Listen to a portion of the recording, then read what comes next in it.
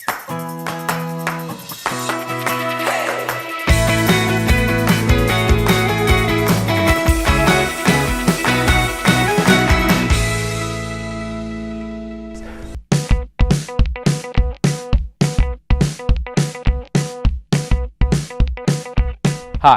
we're the Patel twins, and we've been raising hens in Toronto for 2 years. We raise chickens for the purpose of getting ethical and nutritious eggs. I'm really concerned that the eggs that I buy have hormones in them from the feed, that they have antibiotics in them from the feed, that they have chemicals. Backyard hens are just one part of a bigger picture that has to do with connecting with our food, whose roots we know. For us, the big benefit of raising our own hens is knowing where our food comes from. We give our hens something called Layers Mash, and this is a store-bought organic feed that has all the nutritional requirements for the hen to be healthy and to produce an egg. We also feed them table scraps to reduce the food waste. We have 6 chickens, and these are the ones we've had the longest. This is Muffy. And this is Joan. Come on, guys. Be free. We wanted our coop to be tall enough for us to walk inside, and this would both give the hens more room, as well make it easier for us to clean. The minimum that anyone wants to give your chickens is 4 square feet of space per bird. And so we took into account inside space, outside space, the height, cleaning, ease of cleaning, perches, nesting boxes. We have a heater for the winter. We have heated water bowls. And in the warm weather, we actually let them out of the coop so they can run around in our backyard too. I first got my chickens just over a year ago in spring. Within the month of getting my chickens, I got a notice in the mail saying you are breaking a bylaw, get rid of your chickens, or you could be faced with a fine. We received a bylaw infraction notice on November 2013, and it was just a sheet of paper outlining the fact that we had chickens and that we would have to get rid of them in 3 days. Marianne I've met a couple times, and her case, she's in a similar situation to us, only she didn't find legal help. If the city receives a complaint about your chickens, which may be because someone smells them or hears them, the city will send a bylaw officer out to check, do you in fact have chickens? And then you may receive a notice requiring you to comply with the bylaw, which essentially means you have to remove the chickens. The chickens, I miss them so badly. You know, these were not just a food source. They were like every bit the pet that my cats are. It is tragic that I had to get rid of them. Currently, we have 2 pro bono lawyers, and we're trying to file an application under the Rules of Civil Procedure challenging the bylaw. After about 6 months of extensions from the city while the Patels looked into what their options might be, they are now at the point where they'll have to make a decision whether to either comply by removing their chickens or to challenge the bylaw. We definitely want to try and challenge the bylaw, but in order to challenge the bylaw, you have to have quite a strong case, otherwise it's just not worth the effort. So right now we're trying to collect evidence that supports keeping of chickens in Toronto from vets, from doctors, from food security analysts. So we have a city council that consists of 45 votes. So in order to be successful in this exercise, what is required first of all is the approval of whichever committee or community council is dealing with the issue. If there is success at that stage, then you're looking for 23 votes on the full city council. Because it's such a large case and it has such a profound impact, there is a huge amount of people willing to help too. So people like Lorraine Johnson, she's been the biggest supporter, the biggest lobbyist, the biggest help to our case.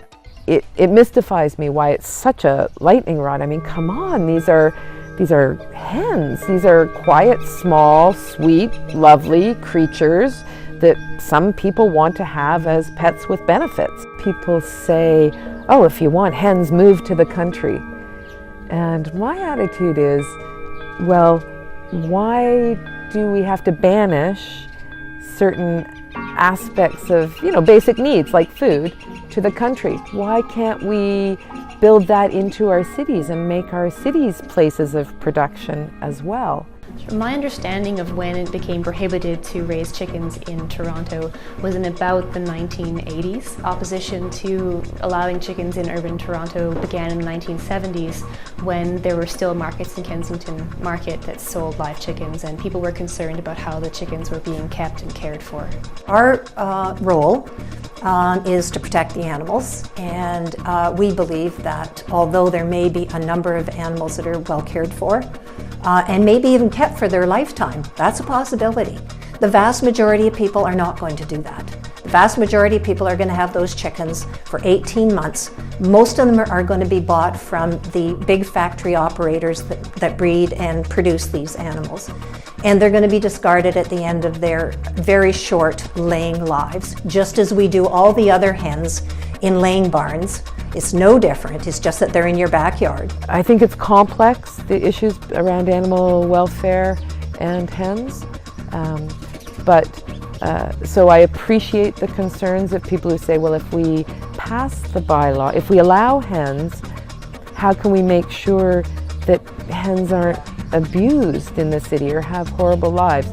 And I would say exactly the same way we do for every other animal that we allow in the city, like domesticated animal, dogs, cats.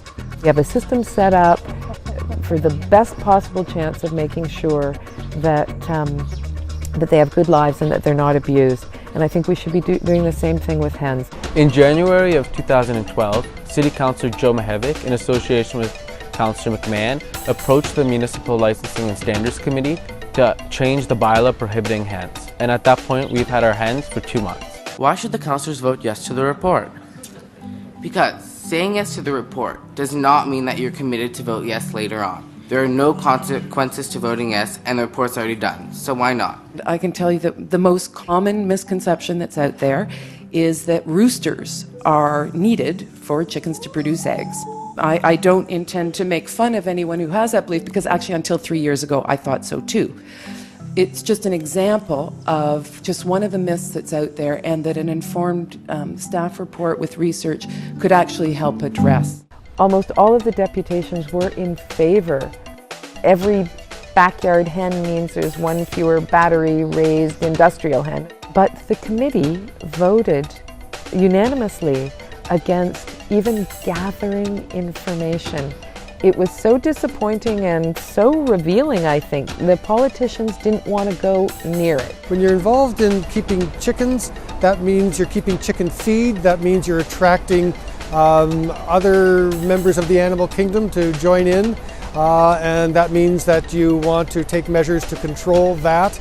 And one thing leads to another, and before you know it, you are doing all the things in an urban environment that ordinarily take place only in a rural environment. People who are complaining and are bothered by chickens, they honestly just don't know the facts. So from first-hand experience on raising chickens, if you do it properly and you clean the coop, there's no increased risk of having predators. There's no rats, there's no smell, there's no noise. And so my response to the naysayers is just to get informed, to get educated. I mean, learn the facts. Public health has done facts. Infectious disease doctors have done studies. Avian vets have done studies. There's no health risk. In terms of the whole legal question, if the city were to ban growing food, like vegetables, in your backyard, people would be up in arms. Well, I think actually backyard chickens are on par with that, because you're growing food, eggs, in your backyard, and you can do it in a way that has zero impact on the neighbors. I'm probably the closest neighbor, and it does not bother me at all. I mean, there's been absolutely no smell, there's been absolutely no noise of any kind. No raccoons that I know of, and they do keep their cage very clean. But they look after them well. They're probably better off than they would be on a farm somewhere.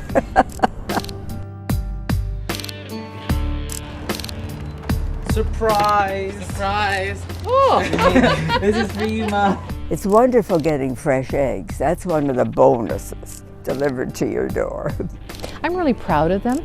I think that they're following their passion. They're doing no harm. I think they take incredible good care of these chickens. They enjoy, the whole process of raising the hens, collecting the eggs, cooking with the eggs. I find the clucking noise so relaxing, and it's no different than background noise of a plane or a bus. It's very peaceful and calming.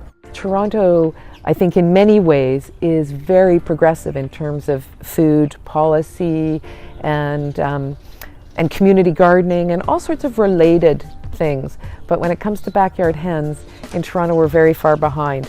Pretty well every American city you can think of allows backyard hens. It's a non-issue. People all over Canada are fighting this. This is the way I think of the future. As I had said to City Hall, this is not a step back into the past. This is a move forward to a future where we live more sustainably, closer to our food source. One of the changes I've seen in the past decade or so with this interest in food and local food and organic food is that it's really captured the imagination and the interest and passion of a younger generation. And that's really exciting because I think they're the ones who are going to change the world. Taking on the cause of trying to challenge the bylaw could definitely help Marianne Kallick. She's in Mississauga and we're in Toronto, so they do have different bylaws and different city councils. But if Toronto were to change, Toronto's a huge city. We're representative of many North American large cities, and it might encourage Mississauga to change the bylaw. And I guess just from doing our deputation and being involved, we've kind of become now maybe leaders. And if we do change this bylaw, it would change for everyone.